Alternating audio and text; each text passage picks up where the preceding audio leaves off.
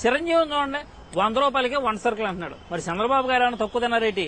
అంతకన్నా తక్కువ రేటుకే పచారీ కొట్టు మీ ఇంటికి వచ్చేస్తుంది అంటున్నారు. చెస్ అయ్యో పథకాలేట 2 రూపాయలు కిలో బియ్యం వస్తుంటే ప్రజలకి ఇంకేం కావాలా అన్నారు వైఎస్ గారు. మొత్తానికి నాయకులంతా కలిసి మిఠాయి పొట్లను చూపించి జనాలను సిటాను కొమ్మలకి ఎక్కించేస్తున్నారు అని మరొక్కసారి మీకు గుర్తు చేస్తా మీ ముందుకు వచ్చేసాడు వీకెండ్ వెంకటకవి.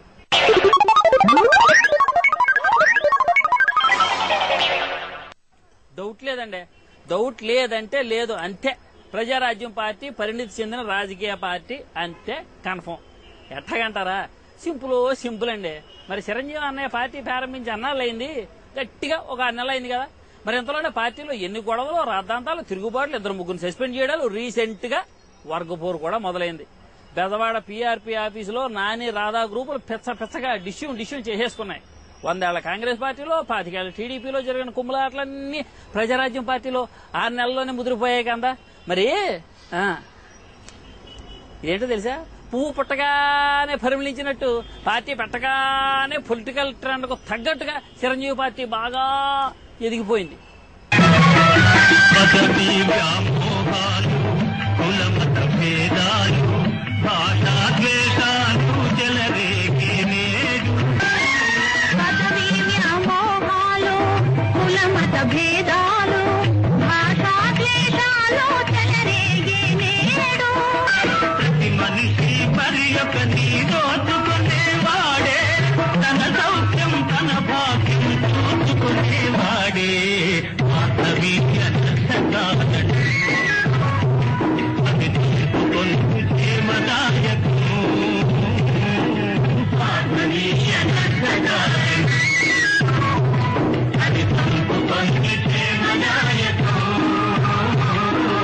పాలిటిక్స్ లో మామూలే ఇలాంటి కపిసేన. నిర్మాణ సమస్యలంటే ఇవే మరి. సరిదిద్దకుంటే సంగతి ఇంతే మరి. మొత్తానికి నన్నపనేని రాజకుమారి కోరిక తీరింది, ఎమ్మెల్సీ పదవి దక్కింది. ఈ రోజు కోసం ఎన్నాళ్ళ నుంచి వెయిటింగ్ అని కాంగ్రెస్ నుంచి టీడీపీలోకి వచ్చి తీరా వచ్చాక రాజ్యసభ మిస్ అయ్యి ఓసారి ఎమ్మెల్సీ టికెట్ కూడా క్యాన్సిల్ అయ్యి అబ్బా తెగ ఫీల్ అయిపోయిందంటే నమ్మండి. పోన్లేండి, లేట్గా అయినా లేటెస్ట్ గా ఎమ్మెల్సీ ఛాన్స్ దక్కింది. అన్నట్టు ఇంకో విషయం, మండలంలోనే నన్నపనేని ఓల్డ్ ఫ్రెండ్ గంగాబావాని కూడా ఉందండి. అదుపు మాట పొదుపు అంటూ రోజు బోల్డ్ అంత కాలక్షేపం. ఏటంటారు?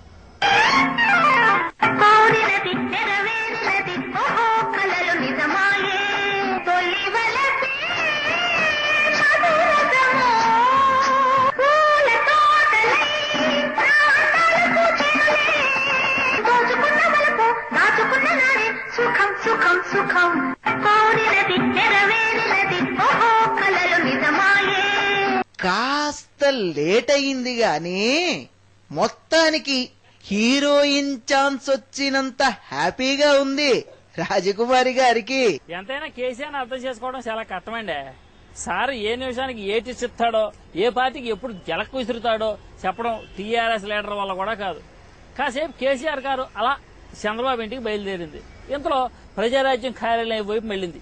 మళ్లీ ఏమైందేమో గానీ యూటర్న్ తీసుకుని మళ్లీ చంద్రబాబు ఇంటి ముందు ఆగింది. అయినా అన్నతో పొత్తంటే ఇవన్నీ తప్ప మరి. తెలంగాణ ఓట్ల మజాక. పరినెప్పుడు తన వలలో బంధిస్తుందో ఈ ప్రేమ, ఏమదినెప్పుడు మబ్బులలో ఎగరేస్తుందో ఈ ప్రేమ. అర్థం కాని పుస్తకమే అయినా గాని ప్రేమ, జీవిత పరమార్థం తానే అనిపిస్తుంది ఈ ప్రేమ. ఇంతకు ముందర ఎందరితో ఆటాడిందో ఈ ప్రేమ, ప్రతి ఇద్దరితో మీ గాథే మొదలంటుంది ఈ ప్రేమ.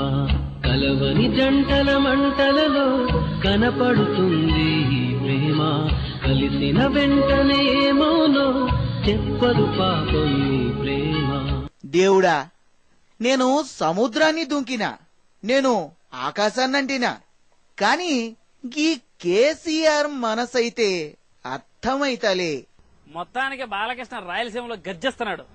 తొడగొడుతూ మీసం మెలేస్తూ అదరగొట్టేస్తున్నాడు. కొండవీడి సింహం కొడుగ్గా వచ్చా, బొబ్బిలిపిల్లి పుత్రునే వచ్చా, మీ సింహకు వచ్చా, మీ ఊరు వచ్చా అంటూ బాలయ్య బాబు ఆవేశంగా ప్రసంగిస్తుంటే జనం ఏళ్ళలో కేకలో సప్పట్లో అసలు బాలయ్య సభలకు ఇసుకెత్తి రాలంత జనం అంటే నమ్మండి. అంతా బానే ఉంది కానీ బాలయ్య బాబు మరి అర్ధరాత్రి వరకు మాట్లాడుతూ పోకున ఆయన అసలే ఎంతో భవిష్యత్తున్న నాయకుడివి. కేసులు కోర్టులు అంటే ఆ తర్వాత లాక్కోలేక పీక్కోలేక పుసుక్కుని ఫీల్ అవ్వాల్సి వస్తుంది.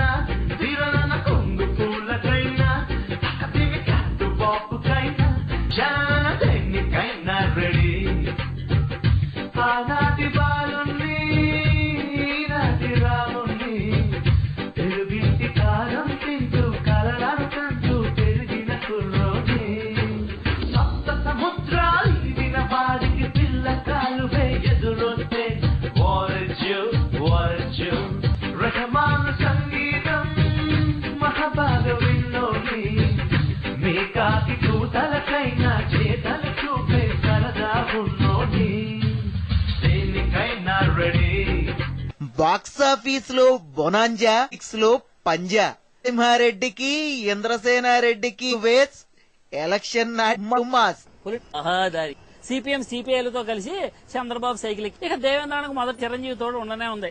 అయితే బీజేపీ చివరకు ఒంటరిగా మిగిలిపోయింది. ప్రజారాజ్యంతో ఫ్రెండ్షిప్ కోసం దత్తను ట్రై చేస్తూనే ఉన్నాడు. ఇటు చిరంజీవి ఏమో కషాయం అంటూ వెనకెనక్కి వెళ్ళిపోతున్నాడు. ఎంత పడటం కాదనుకోవటం ఇవన్నీ ఇప్పుడు మామూలుగా అండి. రేపు ఎన్నికల తర్వాత కాందా అసలు రంగు బయటపడేది.